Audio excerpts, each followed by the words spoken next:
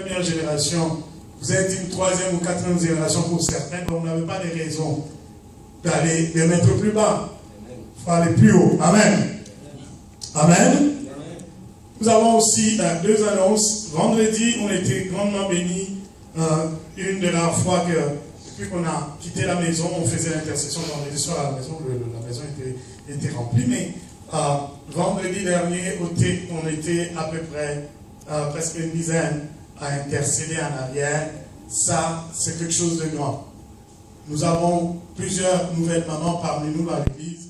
Et Maman Espérance qui habite trop loin à Longueuil, vu l'âge et tout ce qu'elle fait, avec le budget et tout, c'est difficile qu'elle soit là chaque dimanche, mais elle est quand même allée évangéliser, nous a amené une autre maman, Maman Jackie, elle aussi à son tour elle a évangélisé, et elles ont crié vendredi, avant d'arriver à la réunion, ils m'ont appelé pasteur, nous avons le fardeau d'intercéder, de prier pour l'église. Si tu peux lancer l'annonce que toutes les femmes se rendent disponibles, parce que le Seigneur ordonne aux femmes de l'Église de devenir des pleureuses pour les choses que Dieu veut faire parmi nous. Et quand j'entends une telle disponibilité, mon esprit crie Amen devant Dieu et je lance un appel. Les mamans désirent toute personne qui a un cadre qui peut les accueillir vendredi, le dernier vendredi de ce mois qui se tomberait être le 25 ou le 27, donc déjà la semaine prochaine, elle cherche qui peut accueillir toutes les femmes de l'Église à entrer dans un temps de prière pour ce ministère.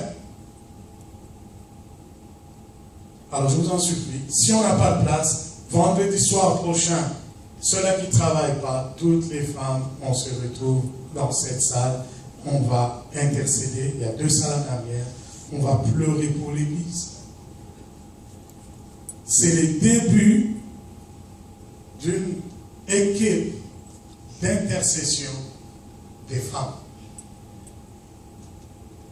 Pasteur Tato qui est là avec nous peut vous confirmer.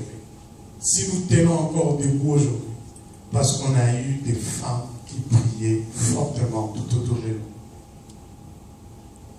Des femmes. Quand les femmes s'investissent dans l'Église, il y a un lendemain pour l'Église. Combien de femmes il y a ici?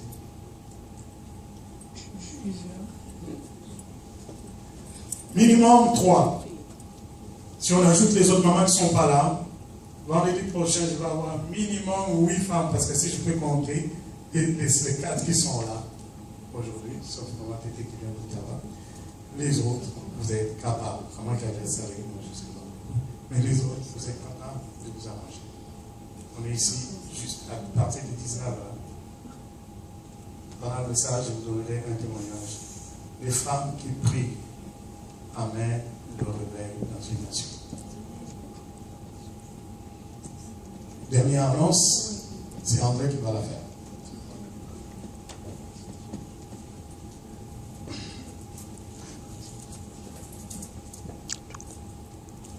Avec les hommes, avec les générations à venir.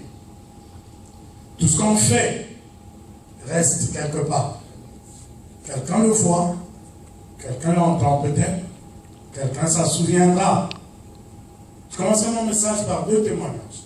Des choses qui m'ont marqué et qui m'obligent de finir ma vie chrétienne avec Dieu. Je suis obligé de finir ma vie chrétienne avec Dieu. Je n'ai pas le choix. Après 13 ans de vie au Canada, je retourne à Kinshasa pour un séjour de 45 jours. Et j'étais avec un de mes oncles, le pasteur aussi, sur une place qu'on appelle la Kitambo. Là, j'ai aperçu quelqu'un que je connais. En voiture, on s'est arrêté. Je vais aller le saluer. Et pendant que je le saluais, je vois un garçon qui devrait être aux alentours de 29-30 ans, qui vient avec une guitare au dos. Il se rapproche. Il arrive devant moi, il se jette à terre. Il pousse le cri comme celui qu'avait poussé Élisée lorsqu'Élie voulait partir. Il dit, mon père, mon père, mon père. Honnêtement, je ne le connais pas. Je ne me souviens pas de l'avoir fréquenté. Je ne le connais pas. Son visage ne me disait rien.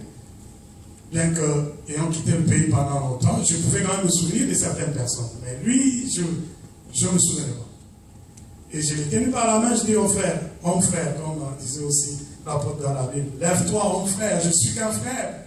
Pourquoi tu te jettes à terre devant moi? Je suis qu'un frère. Il dit, si tu savais qu'est-ce que tu représentes pour moi, tu ne diras pas que je ne suis qu'un frère. Il dit, j'étais tout petit. Aucun de tes concerts que tu as fait en Gallimard, une des provinces, une des communes où on était, aucun de tes concerts que tu as fait, j'ai manqué. Aucun. Dans tous les concerts, j'étais. Aucune des croisades d'évangélisation que tu as faites, j'ai manqué. À toutes les croisades, j'étais. Et j'avais fait un vœu à l'Éternel. Si tu me bénis et que tu me permets de chanter comme le pasteur Jacques, de jouer à la guitare comme le pasteur Jacques et de prêcher la parole comme le pasteur Jacques, je te servirai toute ma vie. Alors il est allé s'inscrire à l'INA, l'Institut National d'Art. Il voulait apprendre à jouer aux instruments. Et pendant qu'il commençait à jouer, moi je n'étais plus au pays, j'étais déjà parti. Tout son zèle, toute sa détermination à devenir un bon musicien, c'est pasteur Jacques. Et je le vois, il parle avec conviction, il dit, je suis allé plus loin dans mon vœu devant l'Éternel. Il dit, le jour de ma graduation, si tu permets que je voie le pasteur Jacques, je reconnaîtrai que tu m'appelles au ministère apostolique. Et ce jour-là, il venait de la graduation.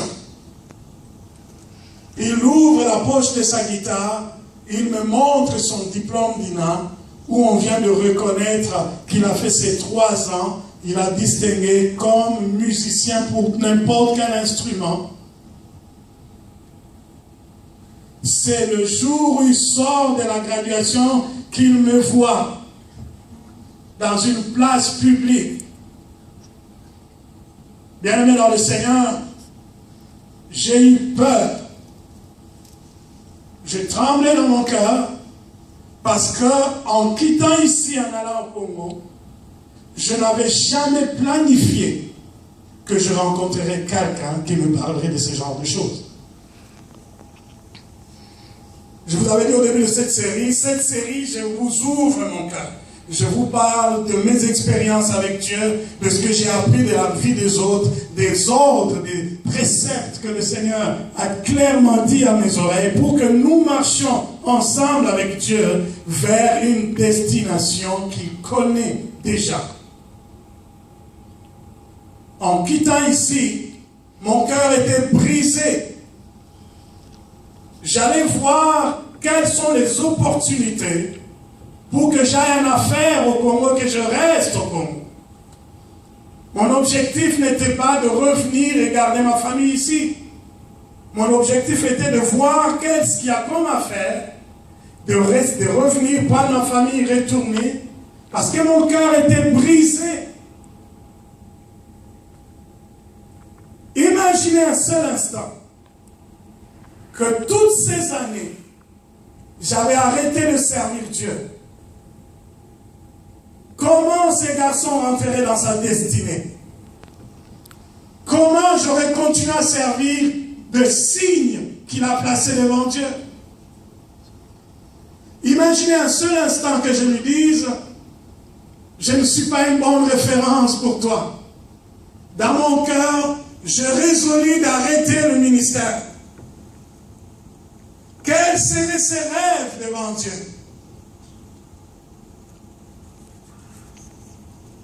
Alléluia. Il est très important que ceux qui marchent avec Dieu n'oublient jamais que leur vie ne leur appartient plus. Dès que Dieu t'appelle, ta vie ne t'appartient plus. Tu ne vis plus pour toi. Tu ne vis plus pour te faire faire plaisir selon tes passions et tes calculs, tes ambitions charnelles, ici portées au mot charnel, une connotation positive, pas négative. Tes ambitions d'homme liées à tes besoins d'homme peuvent être le plus légitimes possible, mais à un moment donné, Dieu nous arrache même notre légitimité. Parce que le salut de quelqu'un en dépend.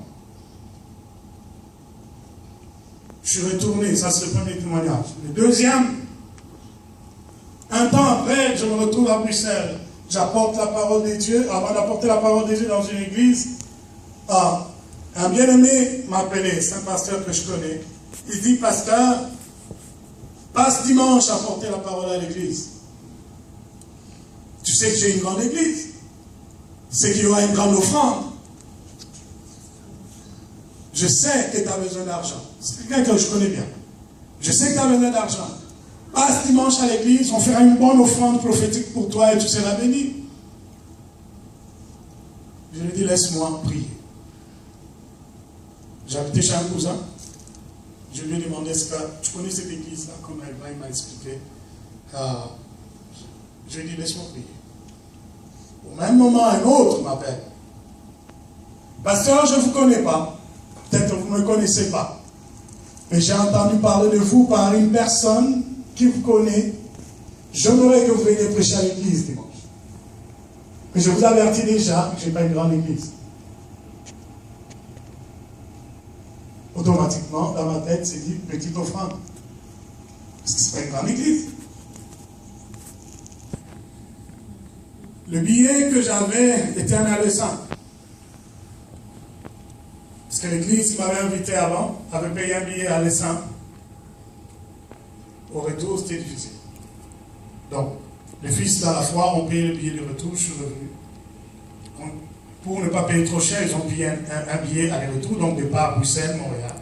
Il reste un retour Montréal-Bruxelles. C'est avec celui-là que je suis reparti. Donc il faut retourner. Bref, je prie, le Saint-Esprit me convainc, par plusieurs images, je vais faire ça pour, d'aller dans la petite église. Et j'entre dans la petite église, qui s'est trouvée à Malines, Mekeren, pour ceux qui connaissent Belgique. J'arrive dans la petite église, à peu près une dizaine de personnes. C'est lui qui était au micro et qui chantait, qui conduisait la prière. Je l'ai entendu commencer à prier, le ton a augmenté. Il a commencé à prier plus fort. Éternel, je te bénis à cause de ta fidélité. Parce que mes yeux ont vu ta fidélité. Ce que tu m'avais promis vient de s'accomplir. Maintenant, j'admets que tu es un Dieu de toute fidélité. Et je le vois venir à l'oreille de son pasteur, chuchoter quelque chose. Et le pasteur, c'est ce que j'ai entendu, le pasteur lui dit clairement, avance, dis-le. Et il passe devant.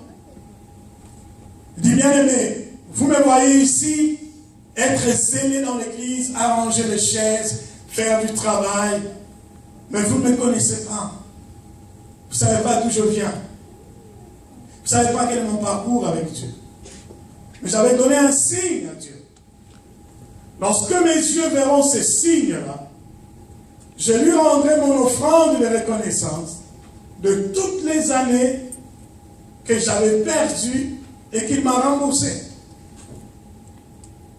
Ce bien-aimé, pour faire court, s'est retrouvé en Russie dans les années 84. À l'époque, tous ceux-là qui cherchaient à sortir du Congo, généralement, ils prenaient la compagnie de vol TAP. Je pense que pour ceux-là qui ont encore de bons souvenirs, ils savent que c'est une compagnie portugaise. TAP amenait les gens régulièrement de l'Afrique centrale pour entrer en Europe. On passait par le Portugal et pour entrer en Europe. Mais pour ce frère-là, malheureusement, TAP, qu'est-ce qui s'est passé, on ne sait pas. N'est pas parti directement du Congo, du Zaïre à l'époque, vers le Portugal. TAP a changé de direction, se retrouve en Russie. Dans une période où il était difficile que l'évangile rentre en Russie. Ça se retrouve en Russie, Le frère n'a pas de visa, lui, ici. Lui, il avait qu'un visa qu'il a mené. Le Schengen n'existait pas encore. Il n'avait que le visa du Portugal.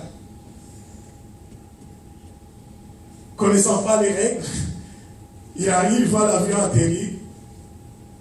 On voulait faire remplir le fuel, remplir l'essence, s'il vous plaît. Et il est sorti de l'avion, sans visa. Vraiment comme l'équipe nationale congolaise nous a fait honte une fois à la Coupe du Monde, franchement. Quand tu ne connais pas les règles, ça peut te coûter cher. Et il sort de l'avion, on l'attrape. Prison. 84 jusqu'en 2010. La famille considère que le monsieur est mort. Il n'existe plus. Parce qu'on n'a plus de nouvelles. Il est enterré. Le deuil est fait, c'est fini. Toutes ces années, sans visite, sans lettre, t'as personne qui cherche à savoir comment tu as dormi. Toutes ces années, on lui a donné le nom de l'oublié. C'est une autre, on ne se souvient plus. Mais un jour, les geôliers viennent le voir, ils lui jettent, comme juste pour se moquer de lui, un enveloppe, un courrier. L'oublié. Régale-toi avec ce courrier, peut-être parce que tu n'as personne qui te visite et c'est un courrier anonyme, destiné à personne. On s'est dit, bon, au moins ça va être occupé. Quand il ouvre le courrier, il y avait 2 cassettes audio. La première cassette, c'était une prédication. La deuxième, c'était une chanson. Quelques chansons. La première cassette, le message était de la prison à la gloire. Et la pochette de la cassette, c'était une photocopie. Je vous dirais que Dieu a bien fait que vous ne voyez pas cette photocopie-là, parce que mon image était sur cette photo-là. Oh non, c'est affreux, ça n'a rien à voir avec qui je suis maintenant. Et je bénis Dieu que ça soit passé au feu peut-être, ou quoi, que ça soit déchiré, je ne sais pas. Mais sur cette pochette-là, c'était une photocopie d'une photo de moi. Une prédication que je fais à mes débuts en tant que prédicateur. Et sur la cassette audio, c'était des chansons chantées à la guitare sèche parmi mes premières compositions. Alors à l'époque, on avait une équipe qu'on appelait l'équipe sociale qui s'occupait d'aller apporter la parole dans des prisons, dans des hôpitaux, visiter les gens abandonnés.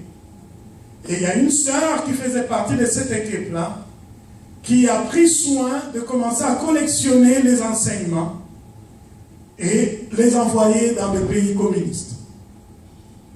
C'est comme ça que et ma cassette de chansons et la prédication de ce jour-là se retrouveraient en Russie, dans cette prison-là. Le bien-aimé ne s'est nourri que de cette prédication jour après jour. Le Saint-Esprit l'a visité, baptisé du Saint-Esprit dans la prison, commence à prier pour les gens, les malades se guérissent. Et le directeur de la prison souffrait d'une maladie que plus tard, selon le frère, on croirait que ça venait de la moelle épinière. Ce qui fait que le directeur de la prison était toujours allongé, il ne pouvait pas s'asseoir. On lui a dit, l'oublié est en train de faire des miracles là-bas. Tu ne paies rien. De toute façon, toi, tu ne crois pas en Dieu. Tu ne paies rien qu'on le fasse venir, qu'il fasse son histoire devant toi. Si ça marche, tant mieux, tu te tiendras debout. Si ça ne marche pas, ben on le retourne en prison parce qu'on n'a rien à perdre, de toute façon. Il n'y a personne qui demandera de ses nouvelles. On est venu chercher l'oublié. Et l'oublié arrive, il prie pour les directeurs. Par la grâce de Dieu, le directeur est guéri. À l'instant, il se tient debout. Commence à marcher.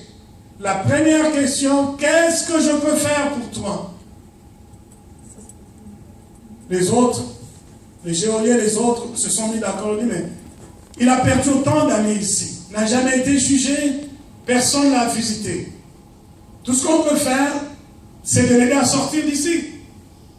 Et lui, il répond, emmenez-moi là d'où venait ce courrier. Parce que le cachet postal est encore là. On regarde, on dit, mais ça vient de la Belgique. Il dit, alors, aidez-moi à aller en Belgique, parce que je veux découvrir qui a posté ce courrier.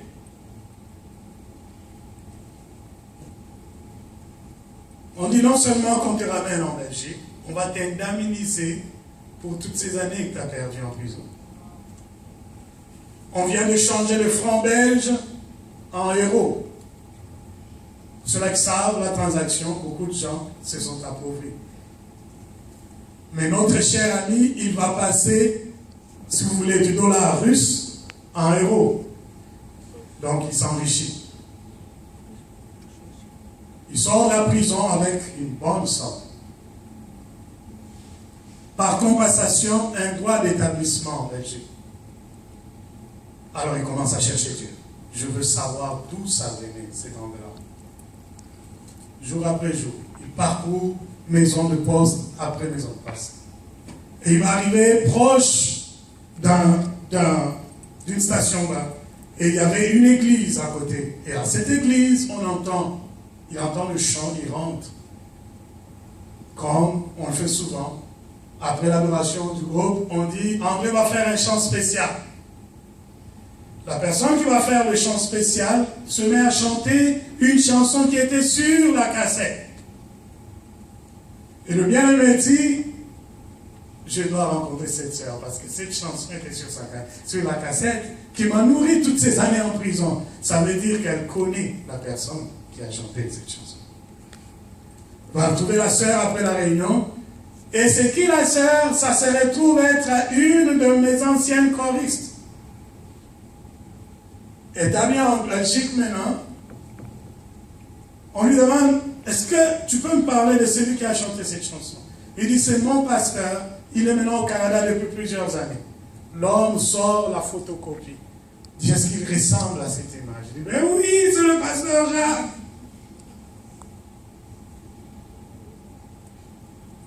La sœur va l'héberger. Il commence à cheminer dans la prière. Cet homme rentre maintenant, fortifie sa foi. Et autant d'années après, Dieu permet que je vienne prêcher dans cette petite église. Où c'est le frère qui fait la modération. Il dit, bien-aimé, j'avais fait un vœu à l'Éternel. S'il me permet de voir celui qui avait écrit ces chansons, et celui qui avait fait cette prédication, je lui donnerai ma dîme de toutes les années que j'ai perdues en prison. J'ai déjà dépassé mon temps de séjour. J'ai fait plus de 2 mois en Belgique. Je ne sais pas retourner. C'est l'offrande de l'oublier. C'est l'offrande de reconnaissance de l'oublier qui me permettra de retourner. Je regarde le pasteur de l'église, je dis non. Je ne peux pas partir avec 700. Je vous épargne du montant parce que... Bon, ok, c'est bon. Mais j'aimerais te donner une partie parce que l'église a aussi besoin d'argent. Ils avaient 3 mois de loyer en retard. Par la bénédiction de l'oublier, je bénis l'église et l'église rattrape les 3 mois de loyer en retard. Est-ce que je veux nous dire en mettant les 2 témoignages ensemble? Dieu n'oublie jamais ceux qui marchent avec lui. Jamais. Les circonstances de la vie peuvent faire que nous empruntions de voies, quelquefois même les plus périlleuses pour nous. Mais à cause de sa fidélité, Dieu se servira des temps, des circonstances et des personnes pour nous ramener dans la voie de notre destinée. Mais notre responsabilité commence dans ce que je vais apporter dans 10 minutes maintenant. Notre responsabilité commence par ce qu'on appelle chercher à plaire à Dieu. Actes des Apôtres, chapitre 4, verset 19. Pierre et Jean leur répondirent, est-il juste devant Dieu de vous obéir plutôt qu'à Dieu? Est-il juste devant Dieu de vous obéir plutôt qu'à Dieu? Si je prends un autre texte, Galates chapitre 1. Galates, c'est dans le Nouveau Testament. Après quel livre? Hein?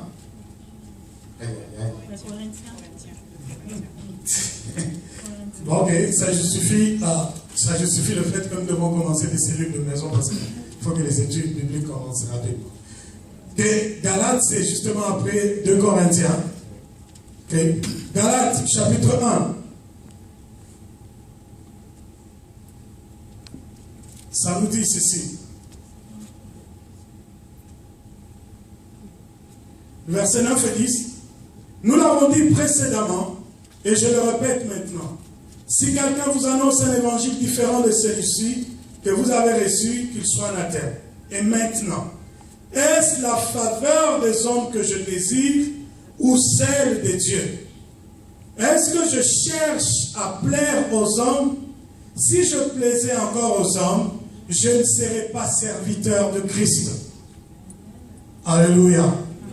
Une des caractéristiques des hommes et de femmes qui marchent avec Dieu, c'est qu'ils arrivent à un point de leur vie, ils se disent, quoi qu'il arrive, ce qui est juste, c'est de plaire à Dieu.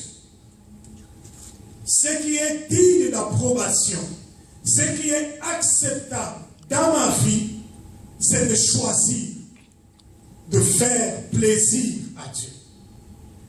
Et le verbe plaisir, faire plaisir à Dieu, plaire à Dieu, dans le verbe plaire, il y a 3 nuances. Aujourd'hui, je m'attarderai dans 2 nuances et on finira par là. Je voulais vraiment partager avec vous un témoignage, appuyer sur par des versets et puis ressortir la pédagogie, l'enseignement là-dedans.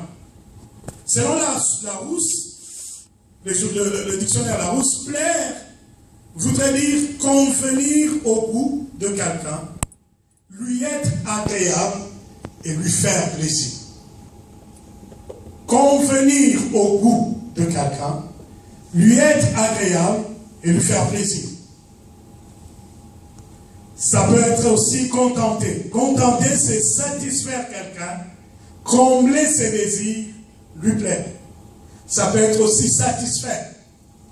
Satisfaire, c'est contenter quelqu'un, lui procurer ce qu'il demande, ce qu'il attend. Amen. Plaire à Dieu serait convenir au goût de Dieu. Faire des choses selon les attentes de Dieu. Selon ce qui lui ferait du bien de devoir faire. De devoir accomplir. Par tes actes, par ta disposition de cœur, par tes projections, que tu arrives à procurer plaisir à Dieu. Ça, c'est une des caractéristiques des hommes qui marchent avec Dieu. L'apôtre Paul arrive à un point où il sait que dans la marche avec Dieu, tu auras affaire à des gens qui ont aussi leurs désirs, leurs attentes. Ils ont leurs passions. Ils voudraient te voir fonctionner d'une certaine manière. Ils voudraient bien t'entendre parler d'une certaine manière. Mais chaque fois que tu arriveras à une situation qui sollicite tes actions, tes décisions, pose-toi toujours la question, est-ce que cela va convenir au goût de Dieu? Alléluia. Et ça, on ne l'apprend pas dans la vieillesse. J'aimerais qu'on n'oublie pas notre premier verset qui avait introduit même cet enseignement. Le psalmiste disait, « Depuis que j'étais jeune et que je vieillis, je n'ai pas vu un juste abandonné. » C'est que ça s'étend sur une longue période de ta vie. C'est une longue période de ta vie. C'est si tu commences trop jeune, tu es encore béni. Quand tu commences à réfléchir comme ça, trop jeune, que ma vie doit être ce qui convient au goût de Dieu, il y a des choix que tu feras, même si ce n'est pas populaire. Mais si c'est agréable à Dieu, tu aimerais être seul, même si tu n'es pas entouré des gens, pour autant que ça fasse le bonheur de Dieu. Je sais que suivre Jésus, ce n'est pas facile. Et Jésus lui-même l'a déclaré. Il dit, plusieurs choisiront la voie la plus grande. Parce qu'il n'y a pas de frottement. Il n'y a pas beaucoup d'efforts. Tu fais ce que tu veux. Personne n'est derrière toi. Mais le chemin le plus étroit, très peu le choisissent. Jésus l'a dit. Marcher avec Dieu en plein été, où il y a plus de 3 mois de froid au Québec, et vous avez juste 2 mois de soleil, et que toi tu passes des après-midi à l'église, il y a très peu de gens qui vont souhaiter passer des après-midi à l'église. Parce que de l'autre côté, il y a plusieurs sollicitations. Bientôt 20 ans que je vis ici. Et je veux vous dire que le Québec est reconnu partout dans le monde comme la province où la publicité est la plus élevée. Les Québécois ont beaucoup d'imagination dans la publicité. Et qu'est-ce qui vient avec? Ils savent comment captiver l'homme. Je vais être moins gentil. Par cette publicité, on sait combien divertir l'homme. Et je vais encore creuser plus fort. Par ce divertissement, on sait comment distraire le chrétien. Trop de divertissement égale distraction. Parce que dans beaucoup de divertissements, on n'arrive pas à trouver et à faire des choses qui sont au goût de Dieu, forcément. Est-ce que quelqu'un est avec moi? Personnellement, j'aime vivre, j'aime m'amuser, j'aime l'humour, j'aime rigoler. Mais ces 8 dernières années de ma vie, j'étais arrivé à réfléchir à ces 2 témoignages. Si je veux continuer à servir Jésus, il faut que je commence à me faire violence moi-même. Qu'est-ce qui se passe dans ma vie qui n'est plus du goût de Dieu? Pour que je réponde à cette question, il faut que je retourne à ma jeunesse. Qui j'étais avant? Peut-être que tu étais dans le codime. Peut-être que tu avais chanté dans l'éducation chrétienne. Peut-être que toi, tu es venu dans la